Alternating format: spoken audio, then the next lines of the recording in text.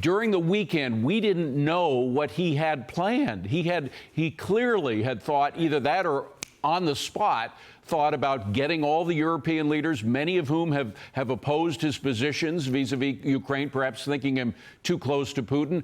But you saw their reactions. I mean, they were wild about what he was doing.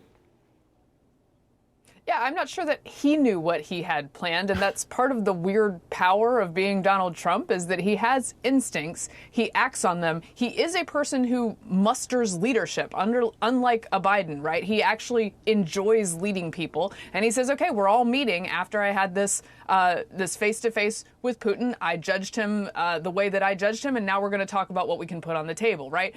I think that he also has changed the dynamics here, and this is something Absolutely. that in his first term I was skeptical of, which is on NATO. I was like, he is too unkind about NATO, and we should support them. But his tough love actually ended up making NATO countries contribute more, making Europeans take charge of their own defense.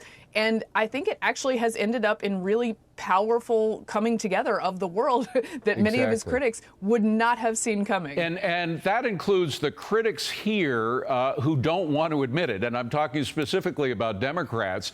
They can't deny what we just heard from the Europeans. The Europeans are united in their support for what he's been doing this past week. And perhaps because of that, Democrats are having some real money problems right now. They're having money raising funds. They're having money problems raising funds with people who look at the success of President Trump on so many fronts, not only foreign but domestic, and they're not emptying their pockets with their money anymore. They're giving it more to the RNC. No, that 15 million to 80 million gap with cash on hand is not good going into an election season. Now, I have no doubt that they will find this money at some point. You get enough fundraising texts that they'll start sending in money. But here's the thing. They've made both big donors and small donors skeptical. Why? Because they show the opposite of what Trump showed in this summit. They don't have leadership. Yeah. They are rudderless in a way that I have never seen in my entire adult life watching politics.